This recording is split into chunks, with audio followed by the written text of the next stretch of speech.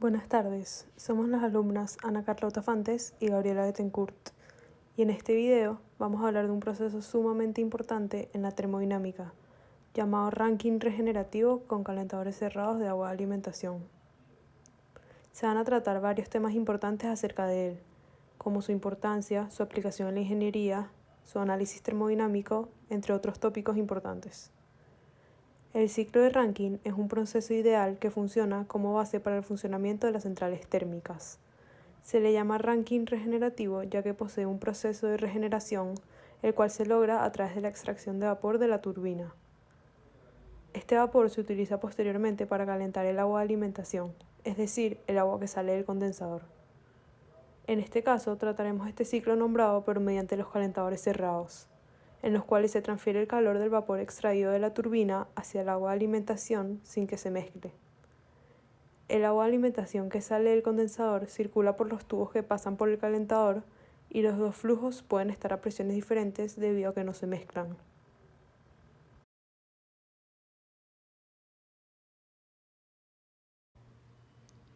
Este proceso se conoce también como una modificación del ciclo de Carnot y se basa en sobrecalentar el vapor en la caldera y condensarlo por completo en el condensador.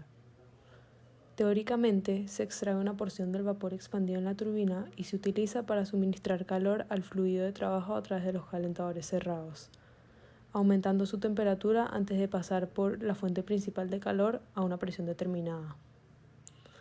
La regeneración en el ciclo de Rankine consiste en hacer un recalentamiento con un foco de calor interno al sistema en vez de utilizar un foco externo. La idea del ciclo de Rankine con regeneración consiste en separar una porción de vapor expandido en la turbina y utilizarlo para darle calor al fluido de trabajo a través de calentadores cerrados, donde no se mezclan las corrientes que entran. En dichos calentadores, el agua de alimentación circula por el interior de los tubos que pasan por el calentador, y así el vapor extraído de la turbina para precalentar el agua se condensa sobre los tubos. Como ya hemos mencionado, en los calentadores cerrados no se mezclan las corrientes que entran.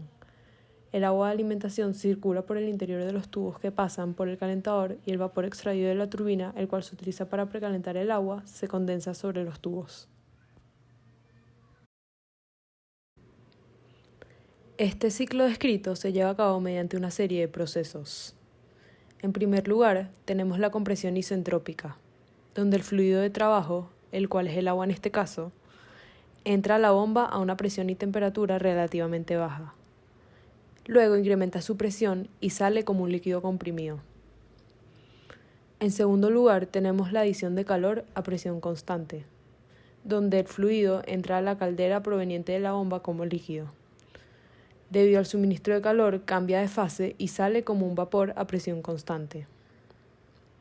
Después tenemos la expansión isentrópica, donde el vapor proveniente de la caldera hace girar los álabes de la turbina para producir trabajo.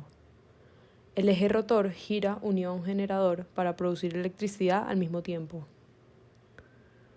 Por último, tenemos el rechazo de calor a presión constante, donde el fluido expandido en la turbina entra al condensador donde intercambia calor con un fluido frío por contacto directo o indirecto, para producir un descenso en la temperatura del agua.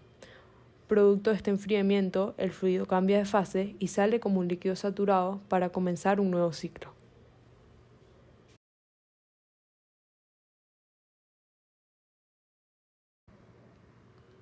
Los calentadores cerrados en este tipo de procesos brindan múltiples beneficios.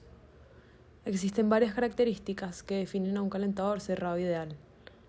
Entre ellas se encuentran estas. El agua de alimentación se calienta hasta la temperatura del vapor extraído. El agua de alimentación también sale del calentador como líquido saturado a la presión de extracción. El vapor condensado se envía a una bomba para ser llevado a la línea de agua de alimentación. Y el agua de alimentación sale del calentador como un líquido saturado.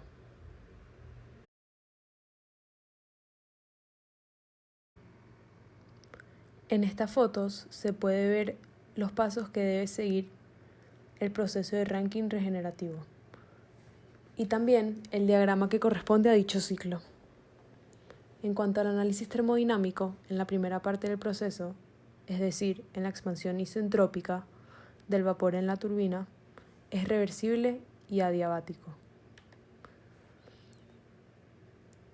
El análisis teórico de un ciclo ideal regenerativo se emplean bajo los principios de la conservación de la masa y la energía aplicados al volumen de control, es decir, la primera y la segunda ley de la termodinámica, por lo que se tiene que la sumatoria de la masa que entra debe ser igual a la sumatoria de la masa que sale.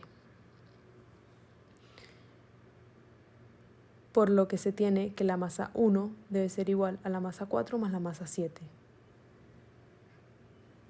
De esta manera, el balance de energía con el calor igualado a 0 y el trabajo igualado a 0 corresponde a la sumatoria de la masa que entra por la entalpía que entra es igual a la sumatoria de la masa que sale por la entalpía que sale, lo cual corresponde a masa 1 por entalpía 1 es igual a masa 4 por entalpía 4 más masa 7 por entalpía 7. Eliminando la masa 7 y al combinar las dos ecuaciones descritas anteriormente, se tiene que la masa 1 por la entalpía 1 es igual a la masa 4 por la entalpía 4 más la masa 1 menos la masa 4 por la entalpía 7. Dividiendo todo esto entre la masa total, masa 7, tenemos que la entalpía 1 es igual a la masa 4 sobre masa 1 por la entalpía 4 más 1 menos masa 4 sobre masa 1 por entalpía 7. Considerando que la fracción de vapor de agua extraída en la turbina masa 4 sobre masa 1 en el estado 4 se representa por Y4, entonces se tiene que 1 por la entalpía 1 es igual a Y4 por la entalpía 4 más 1 menos Y4 por H7.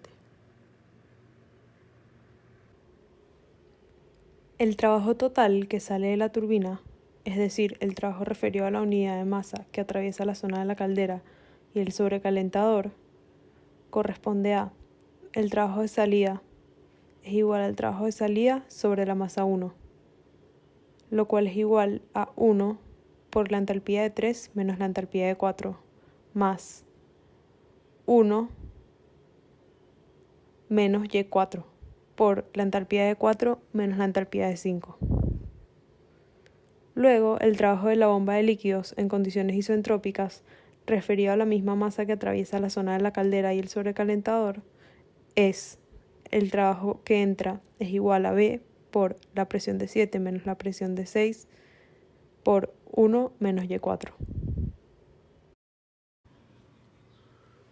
Como todo lo que se ha descrito anteriormente, en el caso ideal del ciclo de Rankine con regeneración, se supone que el agua de alimentación, que proviene del condensador, sale del calentador como líquido comprimido, a igual temperatura que el vapor de agua extraído que ha condensado.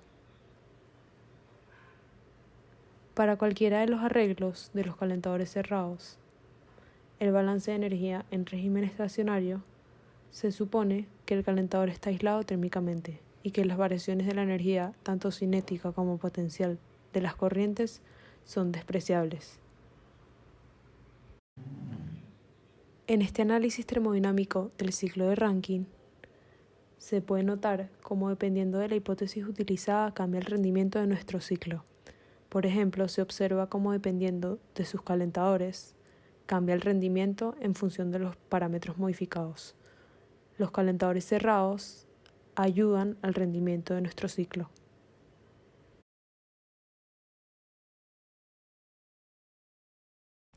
El ciclo de Rankine es reconocido a nivel mundial principalmente por generar energía eléctrica.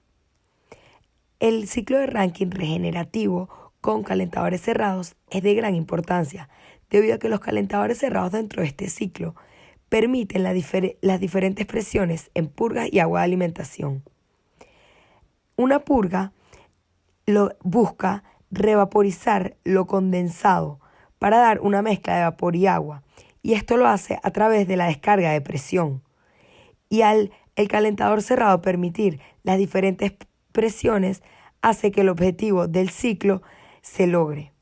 Por otro lado, hace que el ciclo tenga un mayor rendimiento, haciéndolo así más eficiente, al ser más eficiente, reduce el impacto ambiental, se da mejor uso de los recursos disponibles, se ahorra combustible, logrando así un ambiente más sano y además hace que las empresas obtengan mayores ganancias y menores gastos.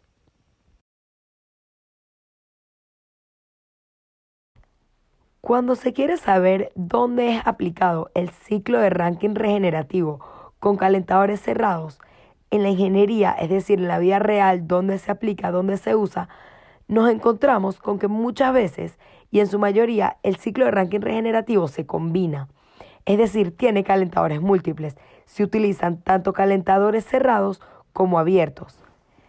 Esto lo hacen los ingenieros principalmente para lograr el rendimiento máximo de un ciclo, donde se cumplan los criterios económicos lógicos de una empresa, se calculen las fracciones extraídas, es decir, los balances energéticos en cadenas, y se divida el calentamiento en tramos iguales.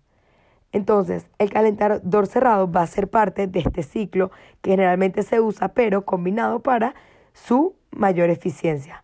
Entonces, en la ingeniería, principalmente, este ciclo se va a ver es en la producción de la energía eléctrica que se consume a nivel mundial. Y se puede ver, por ejemplo, en centrales eléctricas, centrales térmicas y plantas de vapor.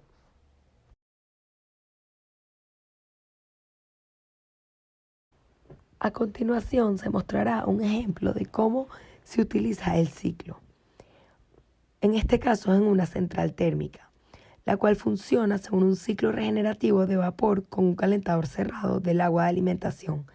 El vapor entra en la primera etapa de la turbina a 120 bar, 520 grados centígrados y se expande hasta 10 bar. Entonces una parte del vapor se extrae y se deriva al calentador cerrado de agua de alimentación. El condensado sale del calentador cerrado como líquido saturado a 10 bar, pasando después de una válvula al condensador.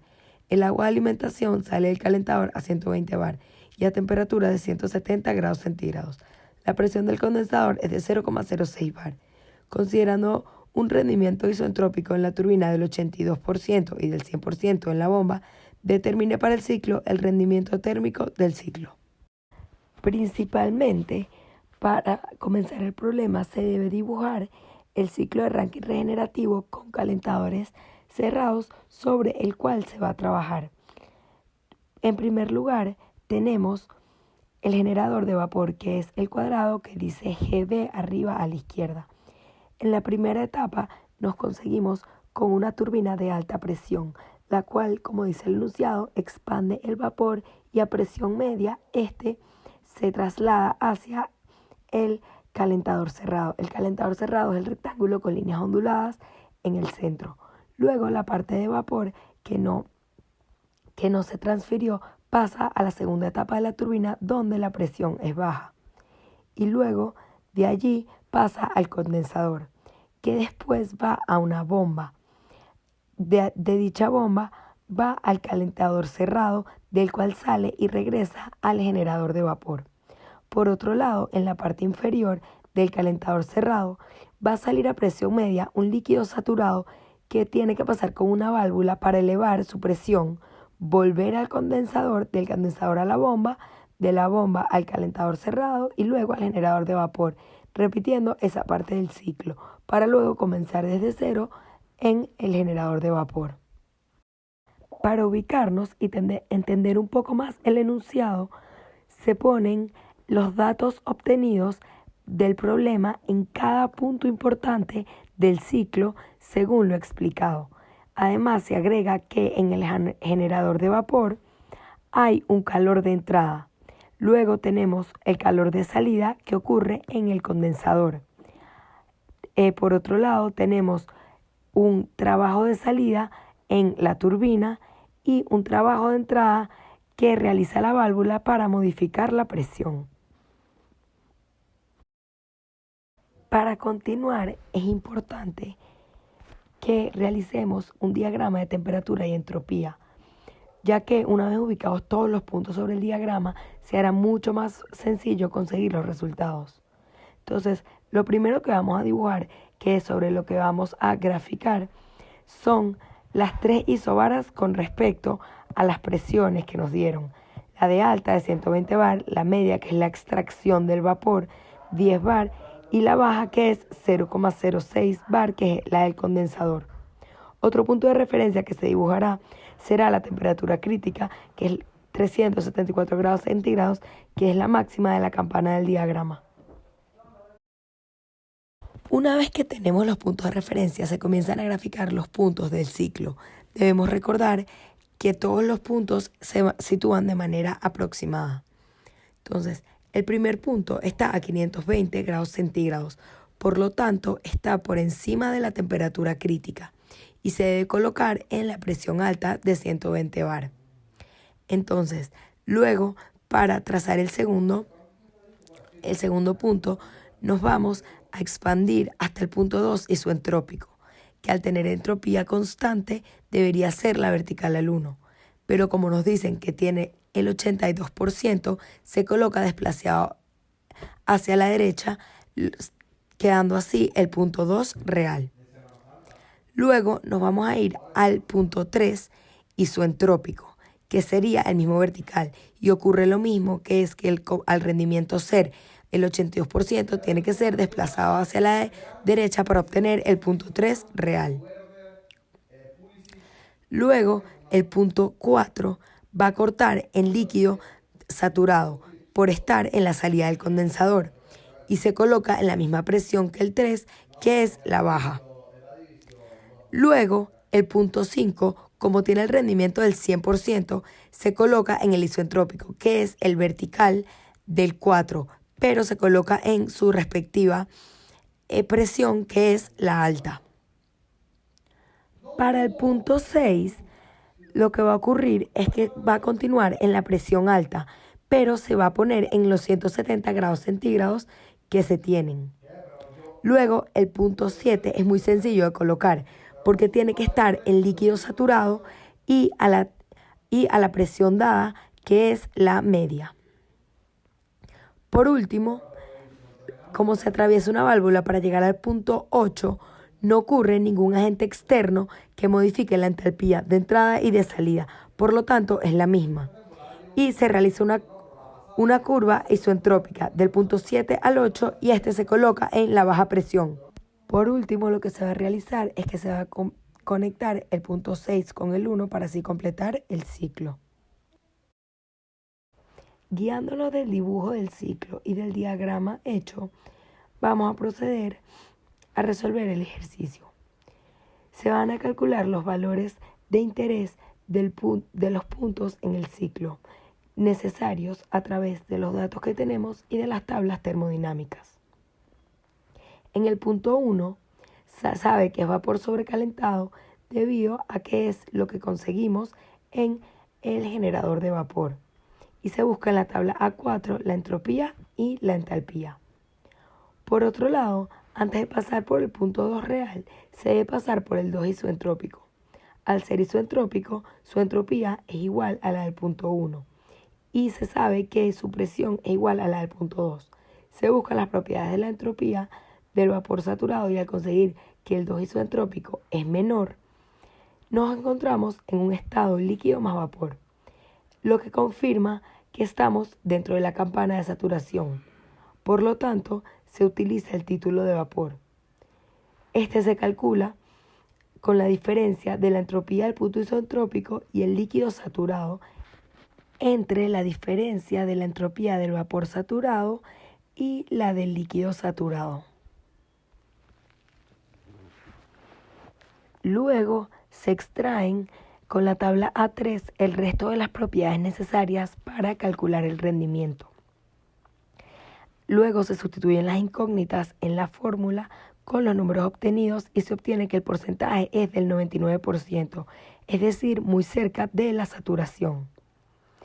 Por último, se utiliza el título de vapor expresado en entalpía y se despeja la entalpía en el punto 2 isoentrópico, se sustituyen los valores y se obtiene así el resultado final. Y luego se llega al punto 2 real, de donde se saca la entalpía despejándola de la fórmula de rendimiento que ya tenemos. y se necesita sacar la entropía 2 con la tabla A4 porque sabemos que en el punto 3 isoentrópico la entropía de 2 es igual a la 3 y con la presión dada y la tabla 4 se pueden sacar las propiedades para saber que la entropía del 3 isoentrópico es menor que la del vapor saturado, por lo que estamos en una mezcla de líquido más vapor. En el punto 3 isoentrópico ocurre algo bastante parecido que en el punto 2 isoentrópico. A partir de las tablas termodinámicas y los datos que tenemos, se obtienen todas las propiedades necesarias para despejar la entalpía del 3 isoentrópico del título de vapor. Como ya tenemos el rendimiento de los datos, se despeja la entalpía del punto 3 real de igual manera que se hizo con el 2. Y luego pasamos al punto 4, que sabemos que está en líquido saturado debido a que está en la salida del condensador, y tenemos la presión, y con la tabla A3 se consiguen las propiedades necesarias para obtener su entalpía. Teniendo la presión del punto 5 y la igualdad de entropía, conseguimos que la manera más rápida de obtener la entalpía es a través del trabajo específico de donde se despeja la entalpía de 5 y se utilizan las conversiones para llegar a nuestro resultado de manera correcta. En el punto 6 se realizará una aproximación con la entalpía a 170 grados centígrados del líquido saturado debido a que están bastante cerca y si no tuviésemos que interpolar múltiples veces sería un proceso demasiado largo. Por otro lado, en el punto 7 simplemente se va a la tabla 3 con los datos que se tienen y luego el 8 es la misma que la 7 debido a que hay igualdad de entalpía en la entrada y salida de la válvula y allí se encuentran 7 y 8. En este punto, para resolver el ejercicio, solo nos faltaría saber la fracción de masa que atraviesa cada uno de los componentes. No por todos los componentes pasa el 100% del flujo másico, y si ponemos que la presión media lleva M2 y luego la presión baja M3 en el condensador, podemos decir que M1 es igual a M2 más M3. Luego se utilizan propiedades matemáticas para utilizar la variable y y luego se sustituyen dentro del ciclo. En la bomba se observa un 1 ya que se suman el 1 menos y que viene del 3 con el que viene del 8. Y luego para calcular nuestra incógnita se suma el balance de energía en el calentador cerrado, se despeja y se obtiene el resultado. Por último, para resolver el problema, se calcula el trabajo específico en la turbina 1 y 2 y luego el trabajo total, que es la suma de las mencionadas anteriormente. Luego, para calcular el calor de entrada, se pone 1 ya que el 100% del flujo mágico atraviesa el generador de vapor. Y por último, se calcula el trabajo de la bomba, obteniendo así todas las variables necesarias para calcular el rendimiento térmico del ciclo, que es del 36,8%. Se puede concluir que el calentador cerrado dentro del ciclo de Rankine regenerativo es una pieza clave donde el calor se transfiere del vapor extraído hacia el agua de alimentación sin ningún tipo de mezclas. Es un ciclo importante para mejorar la eficiencia y hacer mayor energía eléctrica a nivel mundial con menos impacto tanto económico como ambiental. Muchas gracias por su atención.